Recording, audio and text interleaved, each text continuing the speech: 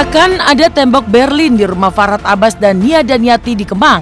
Benarkah perang dingin masih akan berlanjut meski rumah sudah dibagi dua? Hanya teman dekat keluarga Ratu Dangdut Elvi Sukaisi bantah hubungan Dawia dengan M.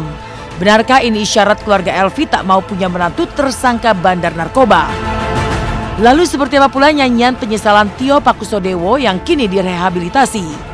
Tak kuat diet dan fitness, Feli pun mencoba cari cara lain agar kurus dan tirus. Cara apa yang dicoba Feli? Bagaimana pula keseruan Fabi Marcelia, Natali Sara, dan Indra Birowo di lokasi syuting Dunia Terbalik?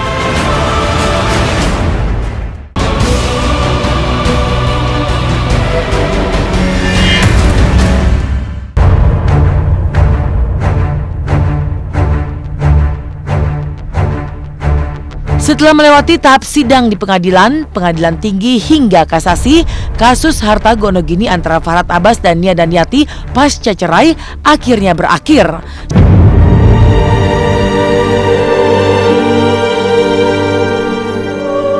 Sesuai dengan putusan kasasi di Mahkamah Agung, di mana Farhad menjadi pemenang, akhirnya rumah tempat Nia dan putranya Angga tinggal saat ini harus dibagi dua. Artinya, dari rumah yang berdiri di atas tanah seluas kira-kira 1000 meter persegi itu, Nia dan Yati mendapat hak tinggal di tanah seluas 500 meter, sementara Farhad mendapat hak 500 meter persegi. Seperti apa proses penandatanganan surat perjanjian pembagian rumah di mana Nia tampak tak hadir? Halo Mbak Susan, kita ngapain nih? Lagi pembagian perdamaian harta gonogini antara Farhad Abbas dan Nia Daniati. Dapat apa gue? Dapat rumah 500, luasnya 500 meter tanahnya. Nia juga 500 meter. Ya, gue menang kan? Damai ya? Damai lah. Oke, sukses ya. Amin. Ini udah tanda tangan mana? Udah tanda tangannya. Saya saksi di sini ya. Ini tanda tangannya. Yakin? Udah. Saksi ya tuh. Lihat. Dia masih malu ketemu gue. Di mana Nia Daniati ya? Sana kan? Di sana.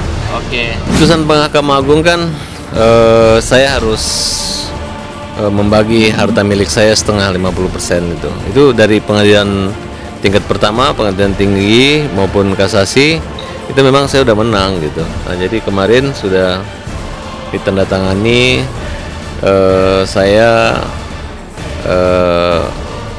harus memberi Nia separuh dari harta saya. Tadinya mau dijual. Kalau dijual itu kan berarti kita cari pembeli. Membeli kan saat ini kan kondisi ekonomi kita kan agak sedikit menurun lah untuk properti ya.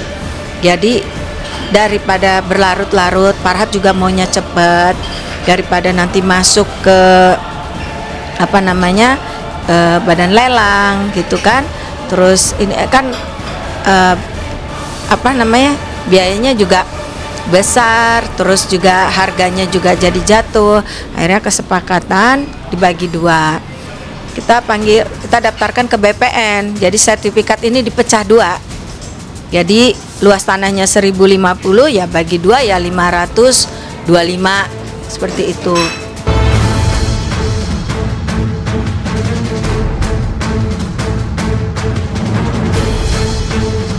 Lantas akan seperti apa kesepakatan Nia dan Farhad soal pembagian rumah itu?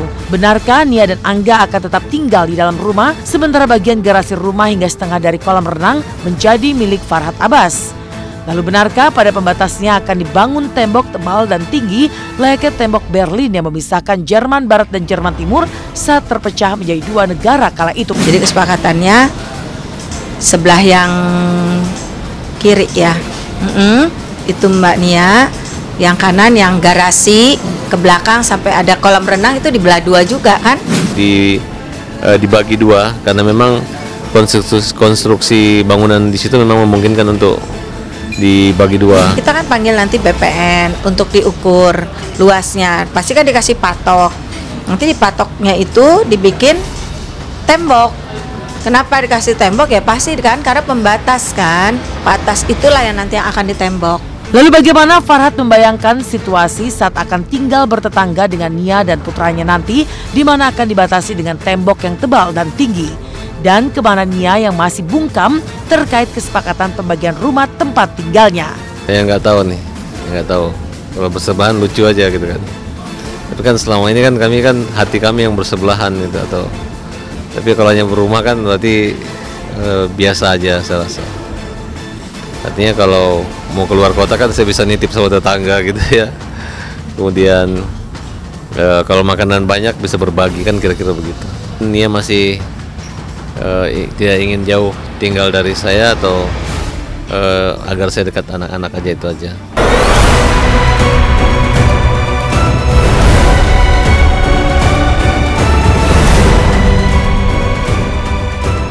Dari kisah Farhat dan Nia Daniati yang akan membangun tembok Berlin di dalam rumah, inilah kelanjutan kasus Dawia, putri Ratu Dangdut Elvi Sukaesi yang sedang ditahanan bersama sang pacar, sang kakak dan juga salah satu kakak iparnya yang tengah hamil.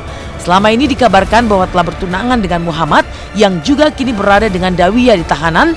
Benarkah status Dawia dan Muhammad dibantah keluarga Elvi Sukaesi telah bertunangan? Nah, ini mungkin diluruskan juga tentang pertunangan ya. Kalau yang namanya pertunangan kan tuh udah ada tuker cincin atau ada meminang.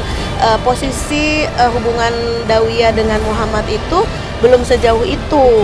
Makanya kalau ditanya juga bagaimana Muhammad, kita bingung.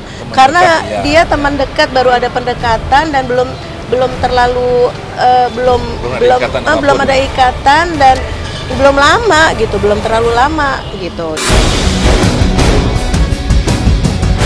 Tapi dengan adanya kejadian yang mencoreng nama baik keluarga besar sang Ratu Dangdut, di mana Muhammad dan Dawia ditangkap dalam keadaan sedang menggunakan narkoba di kediaman Dawia, benarkah restu yang telah diberikan Umi Elvi Sukaesi itu langsung berbalik 180 derajat alias tak menginginkan lagi adanya hubungan asmara di antara Dawia dan Muhammad? Tadinya mungkin keluarga berharap bisa menjadi jodohnya Dawia. Bentar. Nah, untuk kelanjutannya seperti apa, kita sekarang ini pastinya sedang fokus untuk bisa menjalani yang lebih penting dulu gitu.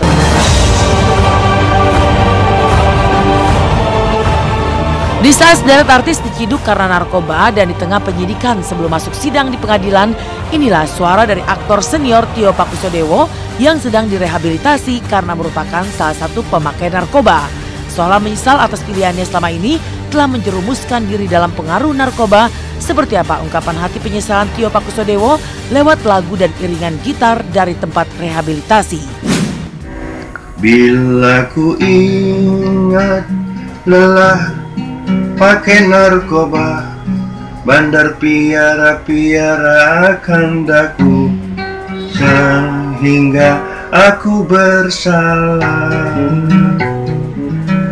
Ada dua contoh dalam kehidupan saya yang ingin saya sampaikan.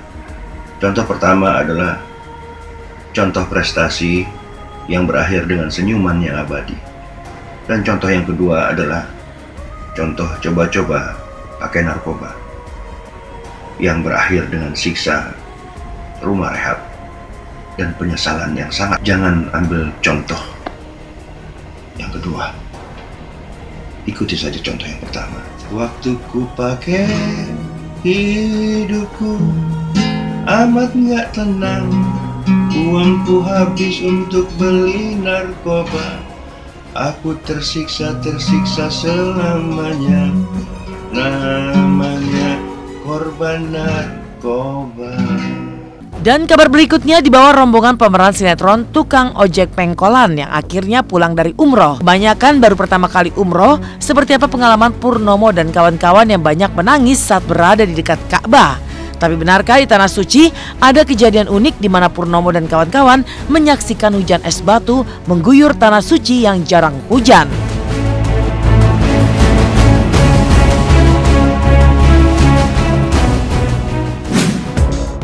Halo pemirsa Inten, selamat pagi. Jumpa lagi bersama saya Yunike Francisca. Nah, kalau tadi sudah ada tembok Berlin di antara Nia Daniati dan juga Farhat Abbas, lalu ada juga kabar dari keluarga sang Ratu Dangdut, Kemarin nih, rombongan pemain tukang ojek pengkolan baru saja pulang umroh. Membawa aura kebahagiaan, Purnomo dan kawan-kawan juga sempat merasakan hal unik serta langka loh. Selain menangis di Ka'bah, mereka juga sempat merasakan hujan es batu. Wah, kira-kira gimana ya rasanya? Penasaran kan? Jangan kemana-mana karena mereka juga akan menunjukkan oleh-oleh dari Tanah Suci.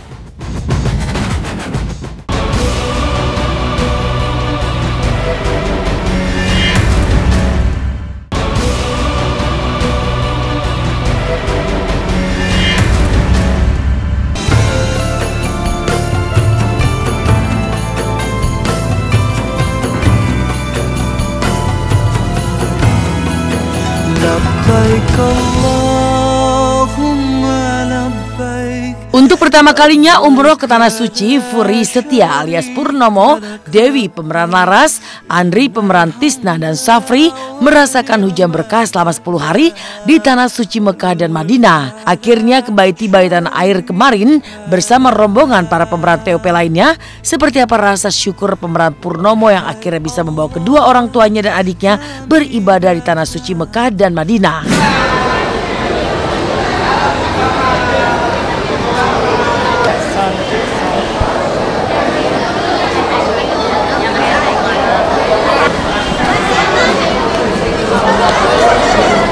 Pemirsa Intens, akhirnya sampai ke Indonesia juga setelah kurang lebih 11 hari, 10 hari di negeri orang buat beribadah umroh. Alhamdulillah sampai ke tanah air dengan selamat dan dalam keadaan sehat.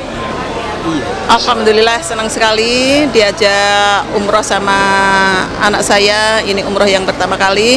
Alhamdulillah semuanya berjalan dengan lancar. Laksanakan umroh karena apa? Karena Mas Furi yang memperhatikan betul-betul kepada orang tua dan adik-adiknya.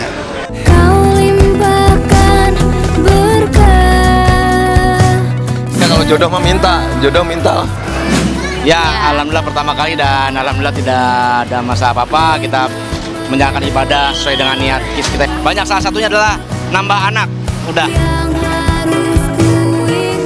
Lalu bagaimana dengan kisah Dewi pemeran Laras yang sering menangis selama berada di Tanah Suci? Iya, pertama kali umroh sama keluarga. Gak bisa dijelasin sama kata-kata lah pemirsa, berkesan selama di sana. Ya itu dia, aku berdoa di rumahnya Allah itu gak berhenti-berhenti, setiap saat nangis gak tau kenapa. Ya gak tau kenapa tuh bener loh, orang ada yang bilang katanya kalau misalnya memang kalian kesana itu kalian tuh bisa nggak berhenti nangis tuh benar. Belum berdoa aja kalian kayak ngejekin kaki ke raudhah atau apa itu bener-bener kayak air mata tuh langsung gak berhenti keluar gitu. Dan kita kayak ya Allah, gue tuh makhluk yang penuh dosa. Alhamdulillah kita bisa bareng-bareng ke sana gitu umroh walaupun yang pertama kali cukup. Pertama deg-degan sih ya. Pertama pasti pas mau berangkat tuh deg-degan banget. Cuman begitu udah nyampe sana enak aja gitu.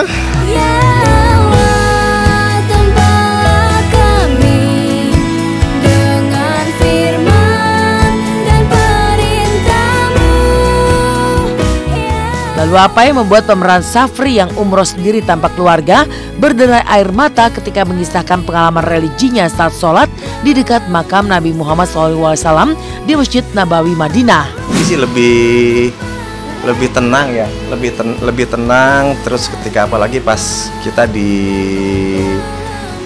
ada salah satu tempat bekas, bukan bekas, ada salah satu Masjid Nabi Muhammad itu di Madinah, di Masjid Nabawi itu yang ukuran kurang lebih sekitar 90 kali 40 ya. Itu masih ada. Posisinya ada di tengah-tengah Masjid Nabawi. Jadi kita di situ sempat sholat hajat 2 rakaat. Tiba-tiba sebelah pas tempat saya sholat sebelahnya itu makamnya Rasul.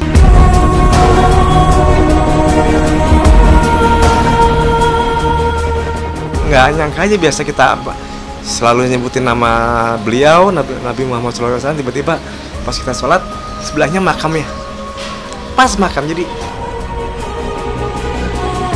Namun tak hanya pengalaman religi, para pemeran sinetron tukang ojek pengkolan pun mengalami kejadian alam yang langka ketika berada di Masjid Nabawi Madinah. Alami kejadian tak lazim di mana turun hujan es dengan derasnya.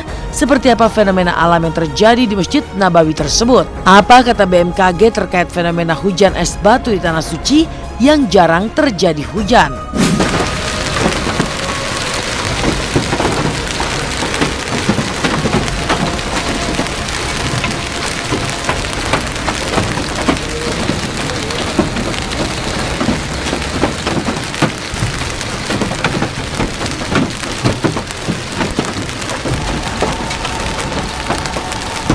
Mungkinkan terjadi, dan secara klimatologis memang wilayah daerah sekitar Arab yang bagian timur laut maupun utara itu merupakan mendekati lintang menengah.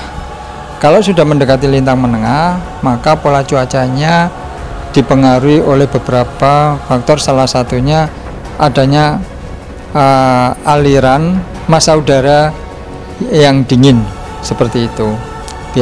Dan periode itu bisa terjadi apabila matahari di sebelah selatan Khatulistiwa. Memang itu hal alamiah yang bisa terjadi, cuma menjadi hal yang sedikit aneh atau sedikit di luar biasanya karena baru saat ini, padahal dalam klimatologisnya dia pernah terjadi. Biasanya di periode di Oktober sampai dengan periode Oktober sampai dengan di Maret seperti itu. Di sana juga sempat, ketika kita di Mekah, di Madinah sempat hujan es. Sempat hujan es. Jadi ketika kita 2 hari di Mekah, di Madinah, ada informasi dari teman-teman yang masih ada di sana, hujan es di sana. Seperti kirim videonya juga, oh ya Allah, hujan es. Ada videonya, ada dikirim videonya sama teman yang di Madinah. Di Mekah juga sempat hujan. Subhanallah, sempat hujan juga, sempat gerimis. Kan sana langka ya hujan ya? Iya, hujan itu setahun itu bisa, dalam setahun itu paling banyak 5 kali.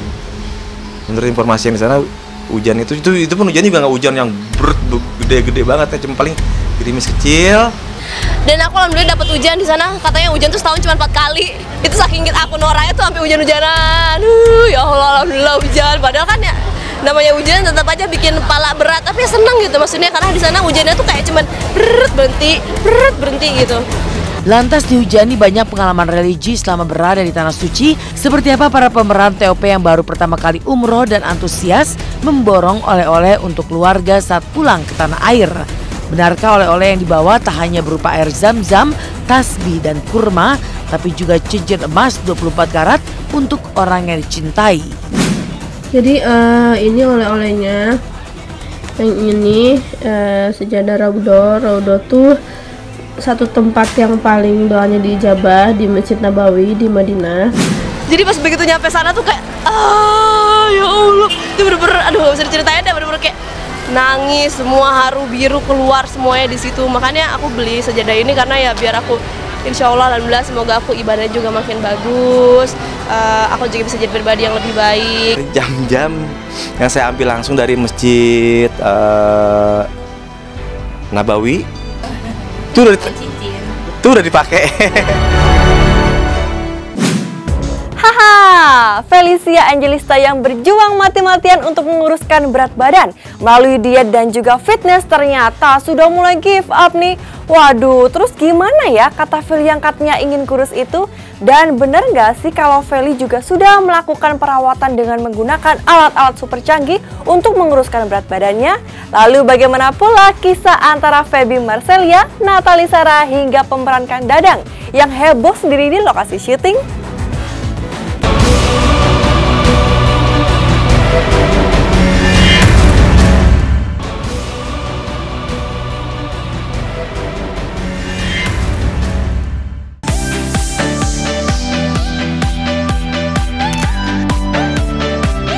Dari kebahagiaan rombongan pemain sinetron tukang ojek pengkolan yang usai menunaikan ibadah umroh, inilah cara Felicia Angelista, pemeran Tuti dalam sinetron Dunia Terbalik, meredakan cibiran atas dirinya. Feli yang memiliki pipi tembem alias cabi sering jadi bulan-bulanan netizen di dunia maya. Tak hanya itu, ia pun kerap mendapat kritik lantaran tubuhnya tak kunjung kurus. Lantaran tak ingin disebut gemuk, Feli pun melakukan beragam cara agar terlihat cantik, kurus, dan tirus. Maka sebelum bertolak ke lokasi syuting, artis 23 tahun itu pun terlebih dulu mampir ke sebuah tempat perawatan kecantikan untuk treatment mengurangi lemak tubuh secara alami. Halo pemirsa Intens. Hari ini aku sebelum ke lokasi syuting, pokoknya aku selalu datang ke sini buat ngerawat ini. Lihat deh. Pipi aku kan cabi. Nah, jadi tuh aku lagi sering banget datang ke sini, udah mau ada berapa bulanan lah sering banget datang ke sini supaya pipi aku tuh tirus. Aku mau konsul dulu sama dokternya ya. Ini pokoknya rame udah mulai kelihatan. Terus bagus deh. Banyak yang komen juga bilang katanya aku kurusan. Dingin guys, setelah kena kiwi guys. Halo guys, selimutnya di mana ya guys?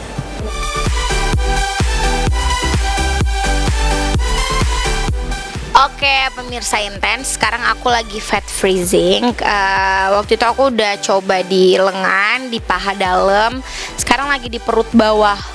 Jadi ya udah fat freezing kayak gini aja sebenarnya, makanya aku bilang beda sama sedot lemak kan. Karena kalau fat freezing ini tuh jadi dinginnya kalau nggak salah -9. Terus cuma kayak dicubit doang gitu, kayak diset gitu, lemaknya ditarik zuzuzut. Kok hari ini cuma di perut bawah. Baru habis itu aku langsung exercise itu sekitar 1 jam. Jadi ya sekitar 1 jam 40 menit, 2 jam lah. Biasanya aku kalau tangan aku kayak gini, kalau kaki tuh sampai kebuka kiri kanan gitu. Makanya kalau perut lebih nyantai sih, lebih enak. Tak hanya mengurangi lemak di bagian lengan, paha, dan perut, si Tuti sinetron Dunia Terbalik ini pun mulai terlihat tirus pasca menjalankan perawatan hampir 2 bulan terakhir. Meski bahagia karena kini dirinya mulai dipuji lantaran terlihat kurus, sebenarnya Feli telah mencoba cara alamiah lewat olahraga dan diet. Sayang, Feli tak mampu bertahan lama dengan cara seperti itu. Lantas benarkah karena ketagihan treatment menguruskan badan, Feli sampai lupa ke lokasi syuting?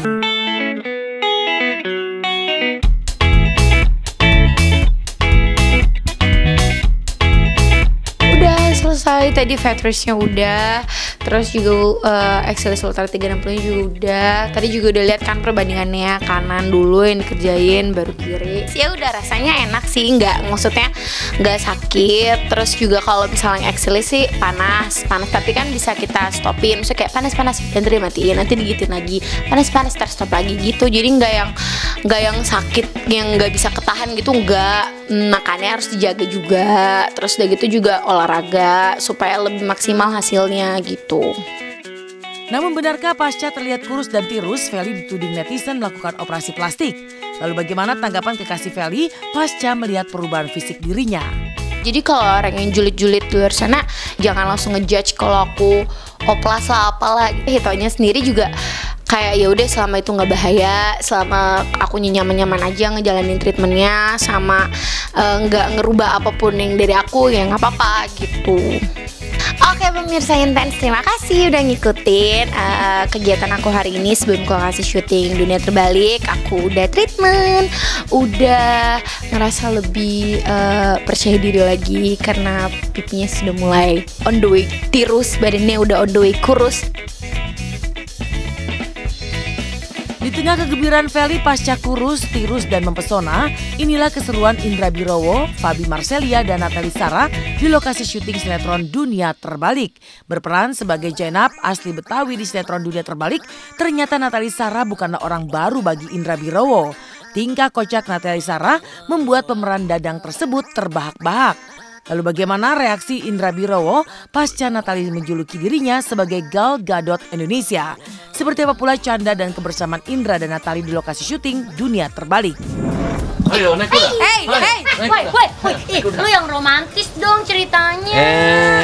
Anak-anak kids zaman now nggak ada yang romantis. Ya nggak naik kuda juga. Modelnya begitu. Jeding. Baru datang. Bibir jeding. Hai. Hey Inten, aduh. Nah, saya ini kalau ngomong sama dia ini harus segini, biar sama bibirnya. Tahu nih dia dulu sih nggak gini, sekarang tiba-tiba begini. Bisa nggak ini dibahas tuh ini? Oh iya benar. Bukan bibir saya, Pak. Iya. Jadi ini adat baru lah. Jadi si Dadang ini, gue jadi ngomongnya begini nih. Jadi memang kadang-kadang di dunia terbalik itu kan dari kemarin kan masih orangnya itu aja. Nah, kadang-kadang memang ada bintang tamu nih yang untuk memeriahkan kekacauan dunia Ciraos ini ya, dunia terbalik. Ya, ada deh nih dia ditambahin. Iya, dulu saya surprise dulu waktu ketemu kan dia gini. Sekarang ketemu gini. Terus kan gini. Nah, gini. Kaget saya. Mas dicium bajai siapa gitu? Dicium bajai siapa sih? Enggak dong, kereta api. Oh, iya. Ya begitulah. Apa sih? Terus jadi mudah-mudahan pada suka karakter baru. Ya dia di sini kan Betawian. Iya, aku di sini udah. Sebenarnya kamu tuh orang mana sih? Batak. Jadi cocok sebenarnya kalau gue jadi nang-ninang. Bener. Oh, Batak. Iya, Batak. Ada mukanya kagak kayak Gal Gadot ya. Bukan Gal Gadot, Gagal Dot. Gagal Gadot dia mah. Kayaknya nyonyor. Gue sama Tike kalau kelamaan dialog pasti ketawa. Terus sama Opi Kumis, iya ketawa sendiri. Dia juga nih salah satunya. Ketemu bahannya mau ketawa melulu. Dia tuh ketawa, gue tuh kayaknya tahu gitu apa yang dia ketawain, apa yang dia pikirin gitu. Lalu seperti apa kebersamaan El Barak dan Jedar saat membuat es krim sendiri di rumah? Benarkah selain pintar berbahasa Inggris, El pun makin fasih berbahasa Mandarin? Simak setelah yang satu ini.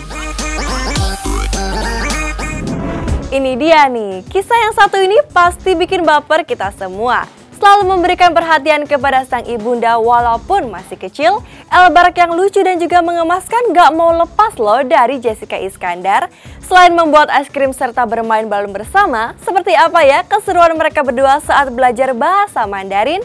Lalu gak mau kalah dari Jessica dan El Barak, Romaria serta Alifa yang bersahabat masak bareng di depan anak SD. Wah seru kali ya, simaknya sesaat lagi.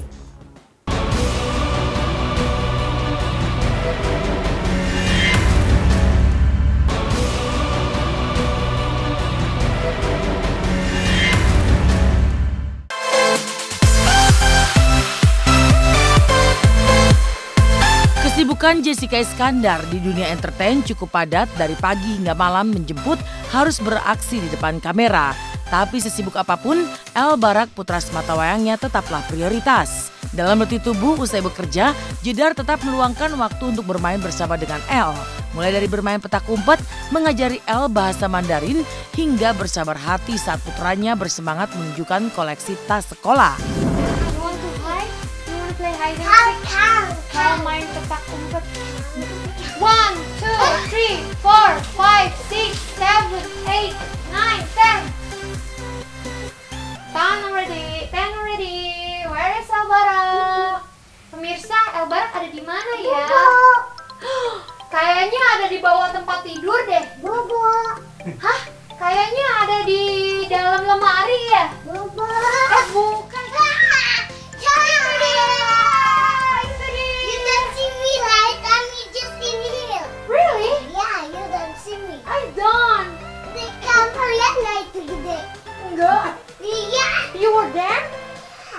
Katanya dia mau ngelakuin sesuatu yang terbaik buat aku katanya.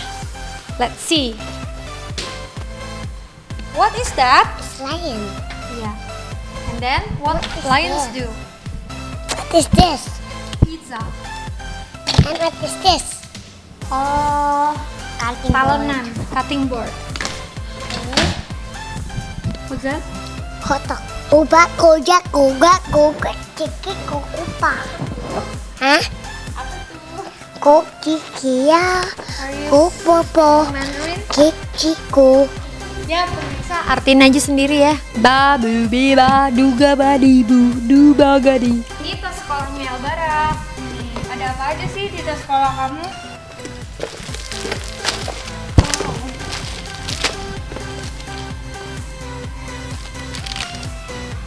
Tas, nah ini kalau ini salah satu tas sekolahnya El juga. Cuma sekarang pakai yang ini. Oh ada lagi tasnya tuh. Iya ini tasnya ada tangan sama kakinya. Warna favoritnya soalnya orange.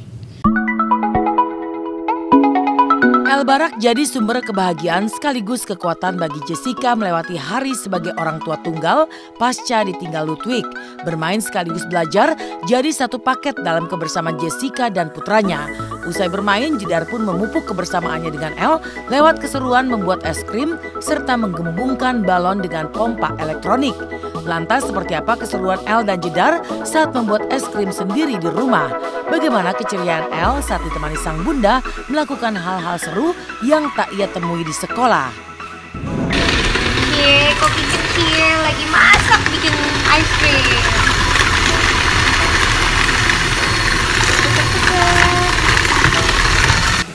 Oke, ini dia es krimnya. Tuh, es krimnya. Coba kita cobain. Sebenarnya harus 8 jam. Ini sih baru tadi jam berapa El? Kita bikin jam 1 ya? 2, 3, 4, 5, 6. Baru 5 jam, tapi kita lihat apa udah jadi apa belum. Lagi coba.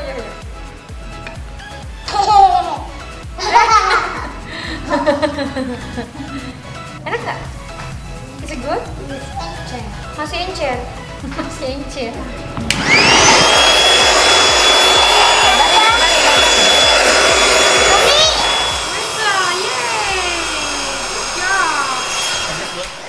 Nyala lagi. Kok mati? Ini kotor nih. Aku mau biarin ini kempes. Coba begini.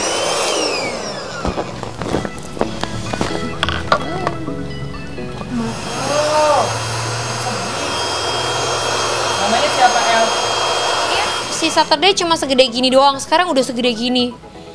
Itu kita rawatin, terus kita kasih makan tiap hari, makan sawi, terus sayuran. Saturday, teman kamu namanya siapa? Macan. Saturday, kamu paling suka warna apa? Orange. Oh, orange sama dong kayak El Barak. Sama kayak Oma. Sama juga kayak Oma. Oke, kalau gitu pemirsa Intens, terima kasih udah temenin aku dan El Barak hari ini main di rumah. Mudah-mudahan kita berdua selalu sehat dan pemirsa di rumah juga selalu diberikan kesehatan dan kebahagiaan. Amin. Terima kasih.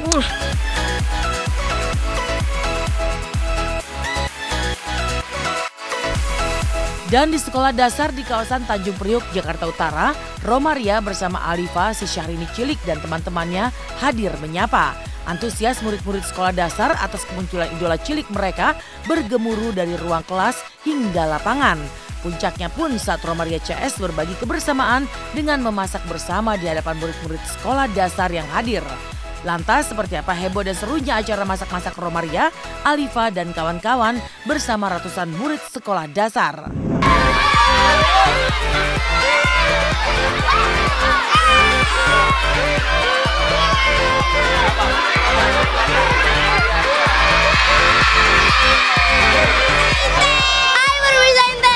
Kita lagi promo film Cooking Camp. Ya, pasti seru banget dong di sana. Karena aku Alifa dan banyak teman-teman Romaria tapi hari ini cuma kita berempat, tapi tetap seru kan? Ya, semua orang tuh banyak banget. Halo. Dan aku nggak sabar banget untuk menyapa semua. Ya pasti seru banget guys.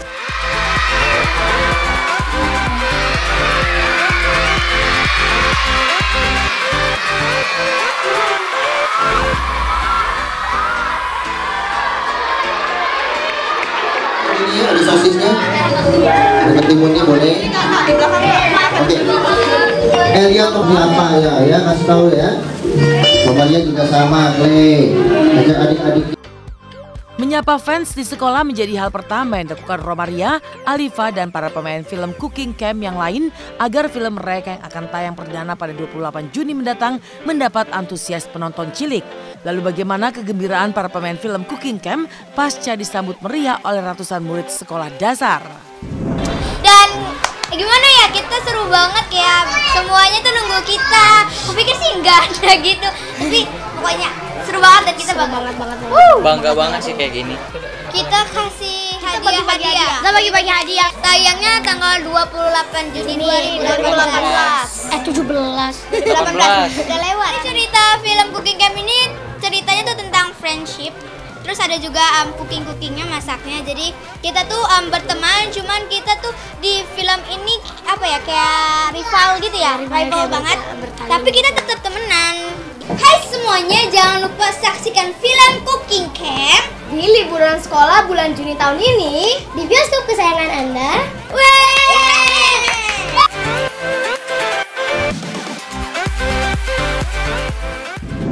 Siapa sih yang tak baper dengan kisah percintaan para remaja, apalagi jika ada cinta segitiga? Dibintangi oleh Maxim Bauti, Agatha Chelsea, hingga Billy Davidson. Saksikan film Meet Me After Sunset yang sudah tayang di bioskop kesayangan Anda.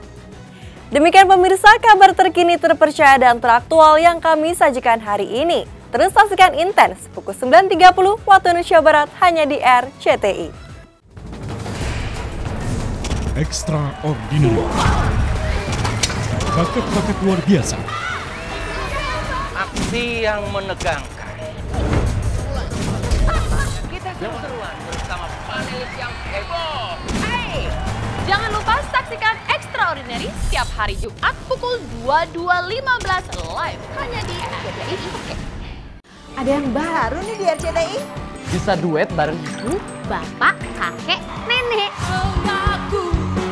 Pasti banyak momen lucunya. Pemenangnya ditentukan oleh like Instagram terbanyak. Berhadiah ratusan juta rupiah. Family Superstar, tiap Sabtu dan Minggu jam 12 siang live.